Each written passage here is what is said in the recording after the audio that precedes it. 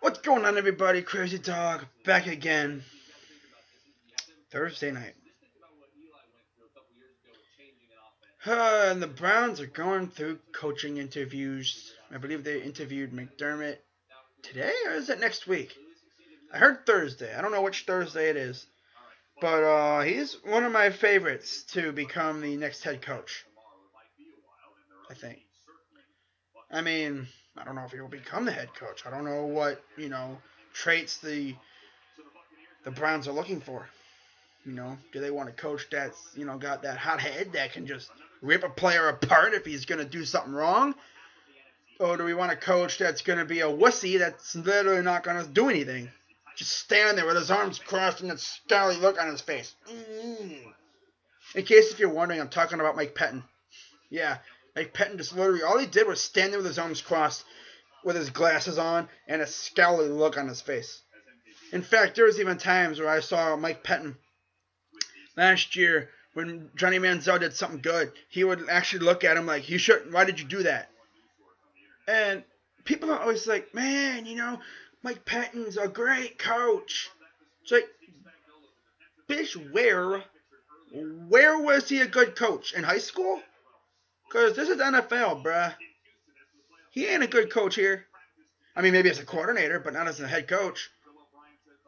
Ray Farmer. Don't even get me started on Ray Farmer.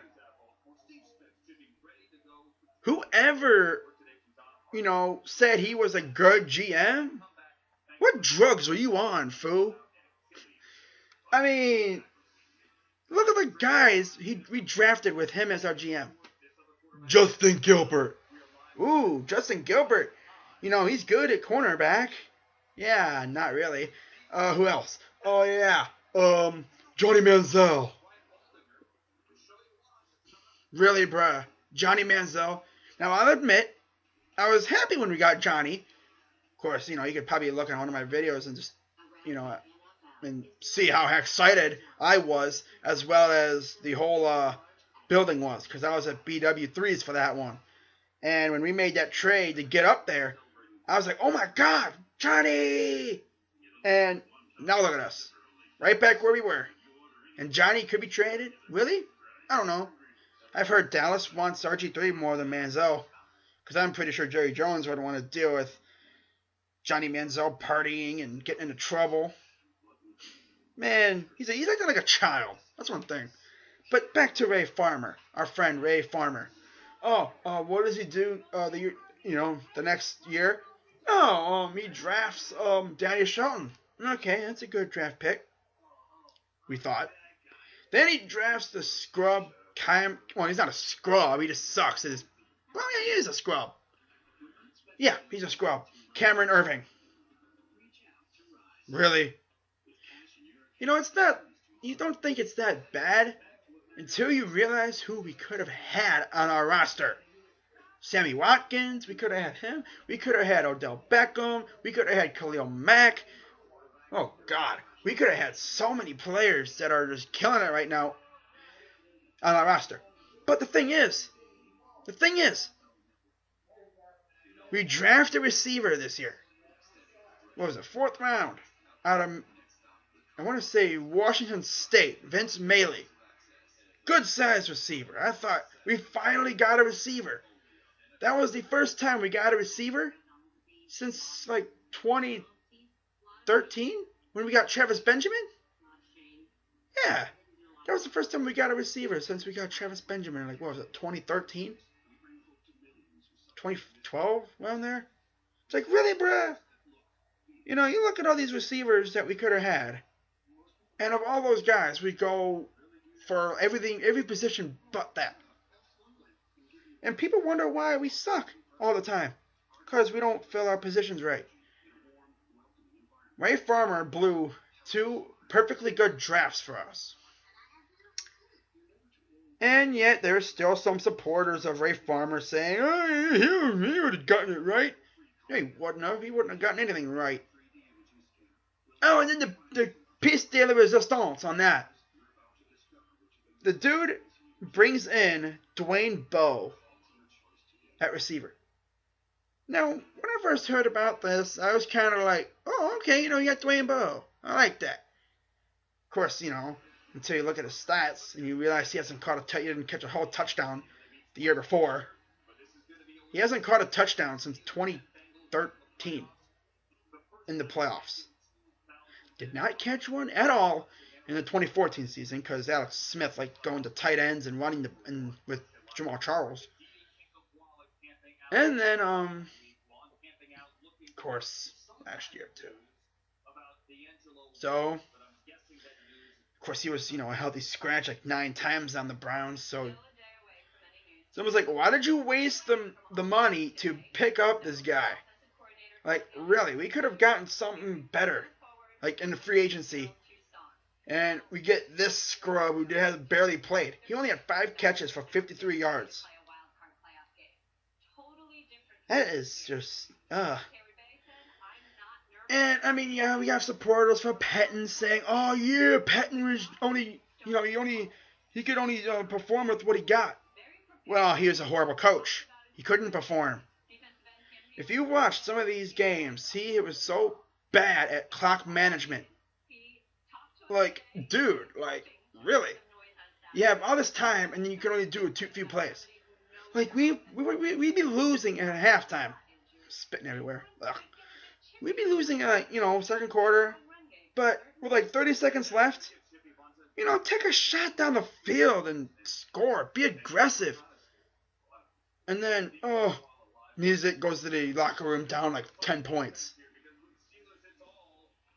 But the thing that really kills me is our defense. Now, when you see this defense that we have, Tayshaun Gibson, Joe Hayden, Danny Shelton, who was a beast in college, Tramon Williams, Dante Whitner, Carlos Dansby, Craig Robertson, Randy Starks. You would think at first, oh my God, this team is great. Last year we had one of the best secondaries in the NFL. Where was that this year? Nowhere.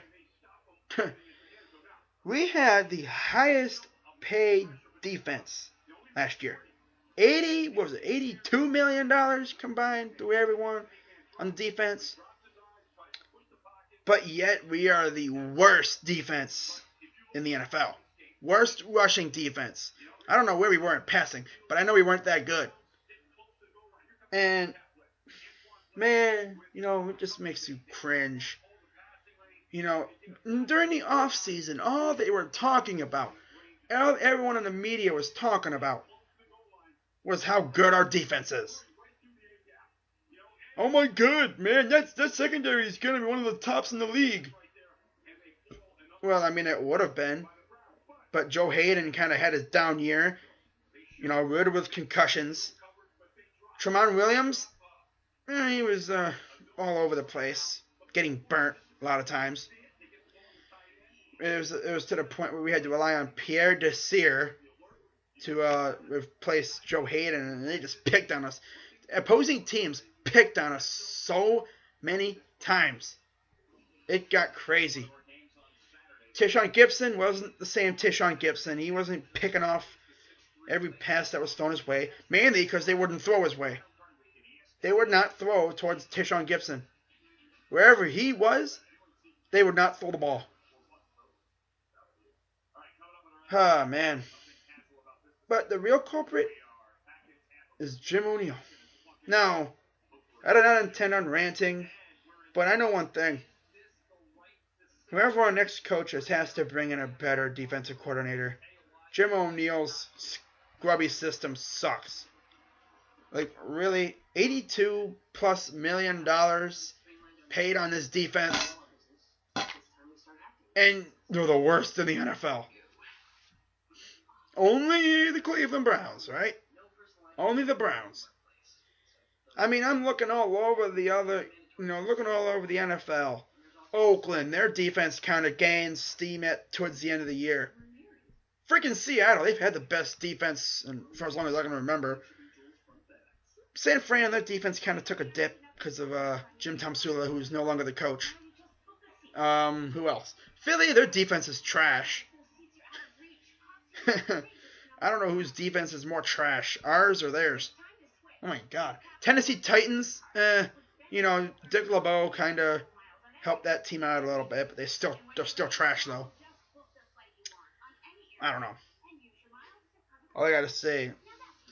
And by the way, I heard in the news, what was it, this past week, that a Browns fan actually took his merchandise that he had for like 20 some years on there. He's had all this merchandise and he took it all. He took like 2 or 3 Browns jackets, heavy jackets, and he took it to the Browns facility and tore them up. And he's declared himself a Bengals fan now. Wow. Just so you know, dude, he's probably not watching this, but yeah, I don't think he'll be welcome back in the dog pound anytime soon. Because we all know the Bengals, they're going to be trash in a few years. They've always been trash, actually. Sure, they're having a good year, but what are they going to do? Like, what are they going to do if the Browns, the Ravens, and the Steelers all get better? They're going to be trash. They're going to be sitting deep in the basement of the AFC North.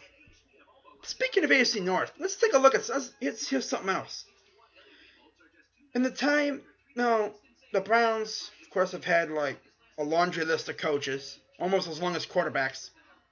Yeah, almost as long as the amount of quarterbacks they've had in the NFL since coming back. By the way, now the last time a team besides the Browns fired their coach was, I believe, in 2007.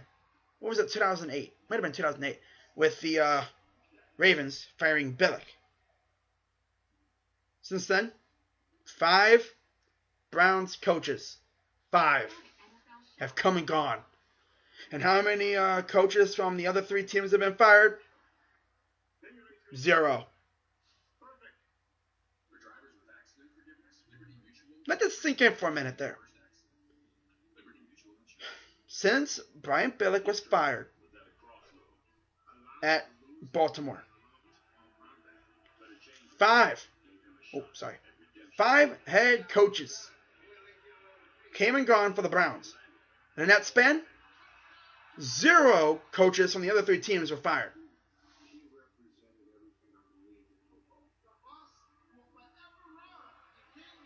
And they say we have continuity. Well, no, we don't. That's why we fail. We fail all the time because we have no continuity in this program. Every few years, you cannot have success.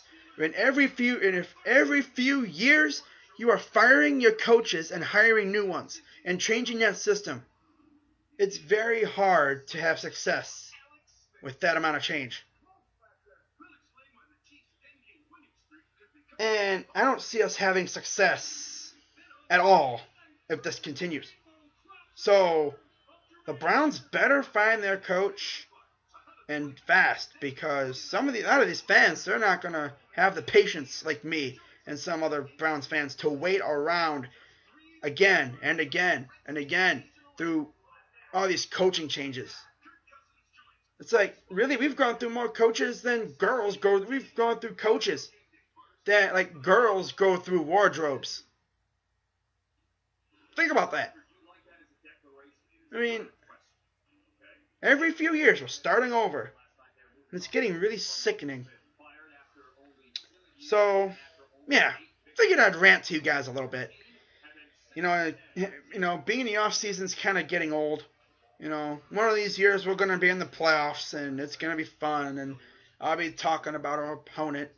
But I don't know how long that'll be. I don't even know if we'll be alive. If I'll be alive when the Browns finally make the playoffs. Will the Browns even be a team? No. Will they even be in Cleveland? That's scary, isn't it? But yeah, as always, I'm Crazy Dog. I'm 100% Dog Pound always. Go Browns.